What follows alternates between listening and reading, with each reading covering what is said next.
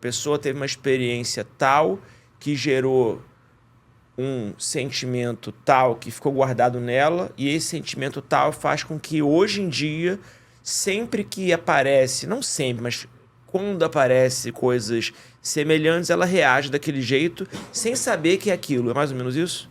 Tá, é mais ou menos isso. Então vamos, de uma forma rápida, o que acontece?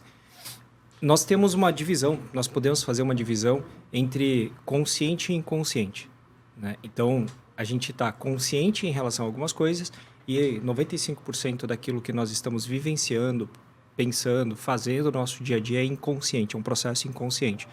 Então, por exemplo, quem está nos ouvindo, quem está nos assistindo, está sentado de uma forma, está respirando, né? E tudo isso é um processo inconsciente. E agora deve estar até se questionando, pô, eu não tinha percebido isso. Então, esses padrões de pensamentos, eles derivam das nossas referências, né? Ou seja, dos nossos padrões mentais que ficam gravados dentro da nossa mente. A nossa mente, digamos assim, é um grande HD, o inconsciente é o programa que roda esses, né, esses outros programinhas. Então, basicamente assim, dentro de um computador, o Windows é o nosso inconsciente. Ele roda tudo aquilo que tem dentro do nosso, né, do nosso HD, que é, digamos assim, o nosso hardware, que seria o nosso cérebro. E ali nós temos vários programas que a gente vai instalando, né? Inclusive o Windows é um programa. Então, no celular é a mesma coisa. Então, por exemplo, eu tenho lá um sistema Android. Esse sistema Android tem vários programas que a gente instala e esses programinhas ficam rodando lá. E alguns até que a gente não gostaria que fossem instalados, por exemplo, como vírus, né? O malware, enfim. Então, tem programinhas lá que, se instalados, eles vão rodar de forma automática. No dia a dia, então vamos usar os exemplos do trader. O que acontece? Eu ia perguntar exatamente eu isso. ia perguntar. Por que tanto na nossa vida de trader, né? A gente fala muito de programação neurolinguística, de gerenciamento de risco, de técnica, mas por que às vezes esse tema específico, né, é tão pesado para o trader? Por que ele não consegue ressignificar, às vezes, alguma dor lá de trás? Uhum. Como que ele pode, através de exercícios, evoluir mesmo para melhorar? Não é que é pesado, porque assim, vou utilizar a PNL para traduzir o que você falou. Beleza. Então, veja só. Quando você estava trazendo esse exemplo, você pensou provavelmente numa experiência tua ou da experiência dos seus alunos associada a um estado emocional. Então, talvez quando você, né, se você prestar atenção no vídeo depois, você muda até o seu semblante. Isso é um processo inconsciente.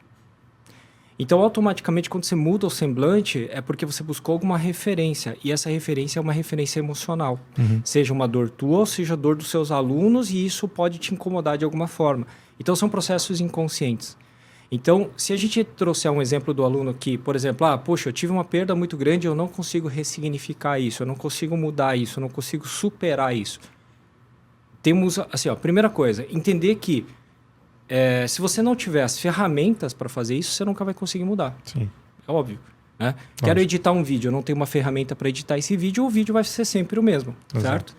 As nossas experiências ficam armazenadas, então o neuro fica armazenado através do sistema visual, auditivo e sinestésico. Né? Então, por exemplo, alguém está assistindo esse vídeo, ele vai ter uma experiência visual, vai ter uma experiência auditiva e talvez até sinestésica. Se eu falar para você lembrar, por exemplo, da sua maior dor no mercado financeiro. Qual foi o dia em que você perdeu mais dinheiro? Qual que é a tua maior dor? Que você não consegue superar. Automaticamente, ele lembrou e sentiu. Então, veja que tem uma experiência associada a um estado emocional e isso vai ficar guardadinho. É que nem um videozinho mesmo. Pega um vídeo, grava no teu HD e vai ficar lá. Até um dia que você tem uma ferramenta para poder editar esse vídeo, por exemplo, tirar as partes que são dolorosas para você. Ou borrar, né? Tem aqueles vídeos quando é alguma coisa dolorosa, pesada, você vai lá e borra, tira o som, não é assim? Sim. É a mesma coisa. A PNL é uma ferramenta para você acessar essas informações, fazer as mudanças de forma intencional para que você tenha um resultado diferente na tua vida. Então, quando eu consigo fazer essa mudança, automaticamente os meus resultados mudam. E os resultados para a PNL são exatamente o quê? A palavra que você utiliza para dar um significado para uma experiência. Então, você falou assim, as perdas ou as dores, enfim, do mercado financeiro. Então, as perdas não são nem boas nem ruins, não são nem dolorosas, porque dolorosa, boa ou ruim é a minha linguística para tentar expressar um estado emocional associado àquela experiência. Sim. Entendeu? Então, na verdade, a experiência é só experiência. Perder dinheiro no mercado financeiro não é bom e nem é ruim. É só perder dinheiro. Agora, assim como ganhar também, né? Assim como ganhar. Né? E achar que assim como ganhar. Isso. Você vai ganhar eternamente e se tomar por uma experiência, sei lá, positiva e achar que é imbatível, né? Positiva também, você está dando o quê? Você está utilizando linguística para dizer que é positiva. E qual que é o inverso de positiva? Negativo, né? Então, se você não parar para analisar o que você está pensando, automaticamente a nossa mente ou ela omite, generaliza ou ela distorce. O tempo todo a gente está distorcendo aquilo que a gente chama de realidade. Uhum. Então, se você diz assim, ganhar dinheiro é bom, ela pode fazer uma distorção e quando você perder, automaticamente achar que é ruim. É. Se os teus programas anteriores, por exemplo, na tua infância, diziam que toda vez que você perde, você é um bobão, quando você perde, você é um fracassado, isso é um programa que está rodando automático lá. E o que acontece? Quando você não intencionalmente dá o significado para aquilo que você está fazendo, a tua mente vai buscar as referências no seu passado. E é por isso que muitas vezes o trader não consegue mudar.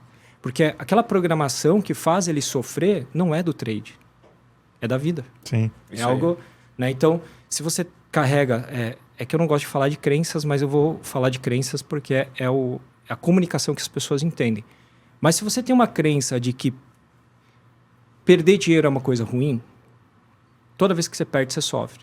Se você tem uma crença que você não pode errar, toda vez que você erra, você sofre. Mas, Nelson, em geral, as pessoas que perdem vão achar que é coisa ruim. E quando erra, vão achar que é coisa ruim também. Então, mas vai achar que é bom? Alguém adora errar, adora perder? Então. Perdi. Gente, não sabe o que aconteceu, eu perdi. Mas tem gente que não sofre com isso e ele acha que isso é uma coisa boa. Tem gente assim, eu tenho certeza.